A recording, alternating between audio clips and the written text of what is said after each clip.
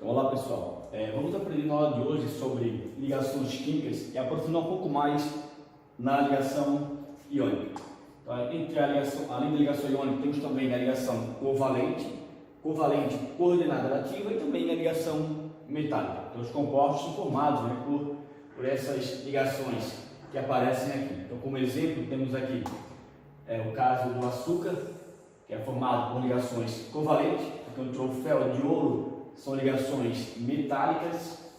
Mais abaixo temos água oxigenada, também ligações covalentes. E aqui temos o sal de cozinha, formado por ligações iônicas. Outros exemplos temos que é o neon, certo? A luz de neon, que é pelo gás neônio.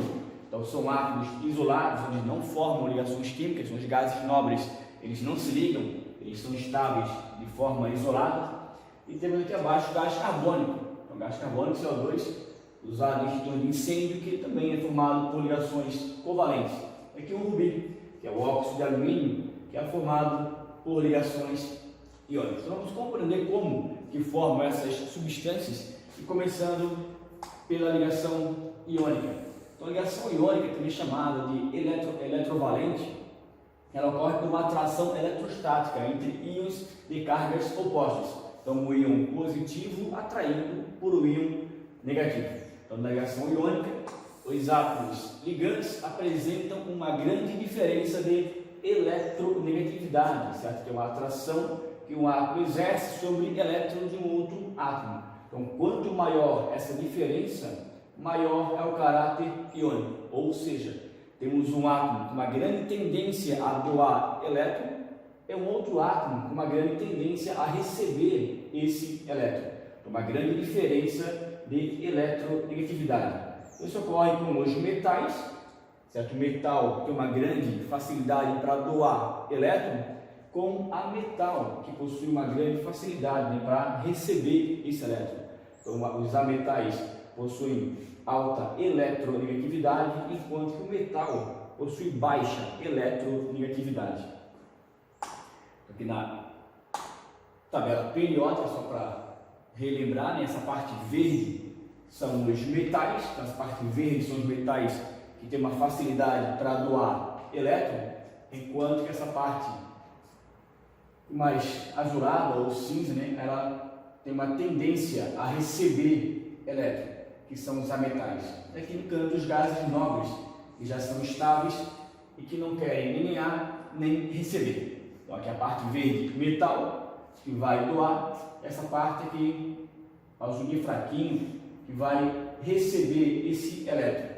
E também o hidrogênio também, daqui no canto, ele também faz ligação para receber elétron. Então os metais vão doar, a metal e hidrogênio vão receber esse elétron.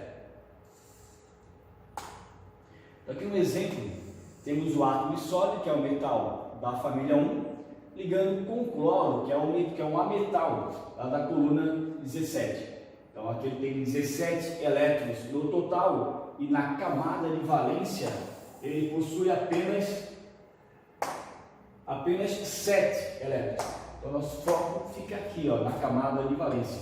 Como nós vimos na última aula, sobre a notação de Lewis, então Lewis ele montou uma regrinha onde usa apenas os elétrons aqui da camada de valência.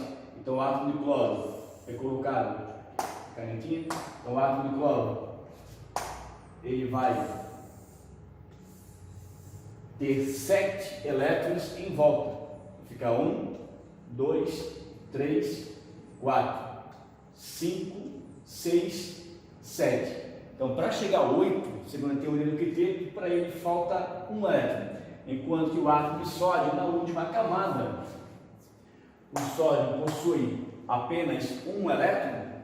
Então, o sódio possui apenas um elétron aqui na última camada. Então, por esse motivo, o sódio vai ficar assim, Então, o sódio vai ficar Na, e aqui fica com um elétron só. Então, se eu pegar aqui o átomo de cloro, aproximar o cloro aqui do átomo de sódio, então o átomo de cloro tem 1, 2, 3, 4, 5, 6, 7 elétrons. Então, quando o sódio se aproxima do átomo de sódio, o cloro quer receber o elétron, enquanto que o sódio quer doar esse elétron. Então, ocorre uma ligação iônica, onde esse elétron é compartilhado.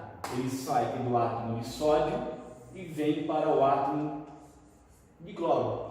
Então, segundo a teoria que vocês já aprenderam sobre ligação, sobre íons, o átomo que perde elétrons fica positivo, o átomo que recebe o elétron fica negativo. Então, por isso, ligação iônica.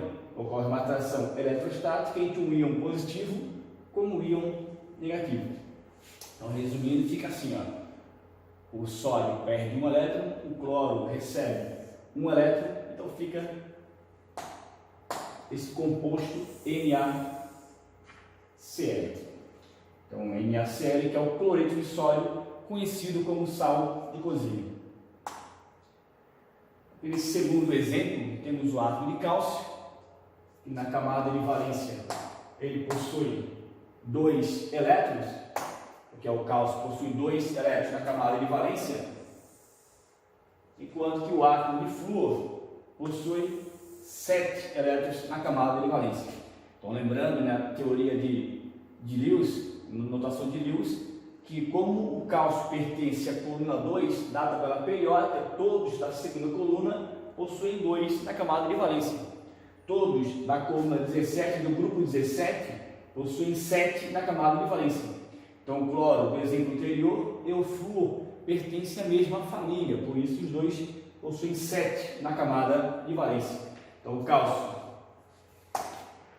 cálcio vai ficar aqui, ó, Ca, agora com 2 elétrons. Então, ele tem que doar esses 2, porque doando esses 2, ele fica com 8 na terceira camada, sendo a última camada do átomo de cálcio, depois que ele perdeu os 2.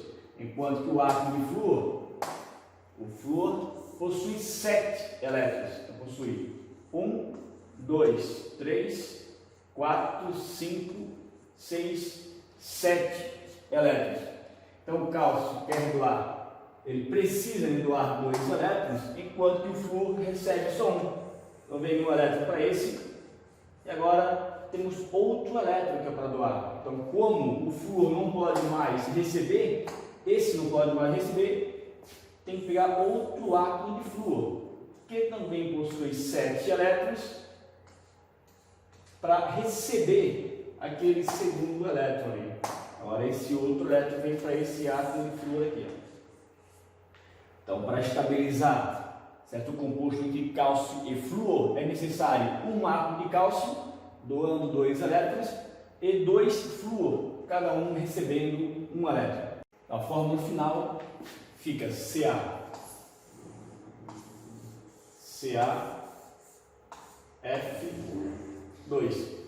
um átomo de cálcio para 2 átomos de flúor.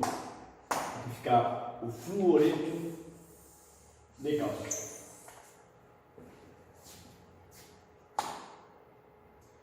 Agora temos uma regrinha que ela ajuda, né, a montar a fórmula iônica a partir da carga positiva e da carga negativa. Então, nesse caso aqui, nós temos que pegar essa carga aqui, ó, que é do cátion positivo, e essa quantidade ela vem aqui para o ânion negativo. E essa carga do íon negativo, ela passa para cá, para o cátion, que é o positivo. Quando ficar a fórmula final, vai ficar A, Y, B, X. Então, a carga do cátion vem para o ânion, a carga do ânion passa para o cátion. Isso quando X for diferente de Y. A carga dos dois são diferentes. Se elas forem iguais, aí fica 1 para 1. Quando forem diferentes, é só inverter os dois. Vou pegar aqui alguns exemplos. Então, aqui, ó, temos o cálcio, que é 2, e o bromo, que vale 1. Então, o cálcio e o brometo. Então, esse 2, que é a carga do cálcio, ele passa para o bromo, o 2 vem para cá. E esse 1, que é do brometo, vem para o cálcio. para cá. Então, a fórmula final fica CaBr2. Como aqui é 1, não é necessário colocar esse 1 na fórmula, então fica só CaBr2. Da mesma forma, aqui ó, temos o magnésio que vale 2, então o 2 vem do enxofre e esse outro 2 vai para o magnésio. Mas como os dois já são iguais, 2 positivo, eles já neutralizam, aqui ó, 2 positivo neutraliza o 2 negativo. Então, como as cargas já são iguais, já neutralizaram, aí fica 1 para 1. Então, nesse caso, não inverte. Então, fica 1 magnésio e fica 1 enxofre. Então, sulfeto de magnésio. Já na letra C, temos o alumínio com carga 3+, o oxigênio com carga 2-. Então, o 3 passa para o oxigênio e o 2 vem para o átomo de alumínio. Então fica Al2O3, que é o óxido de alumínio.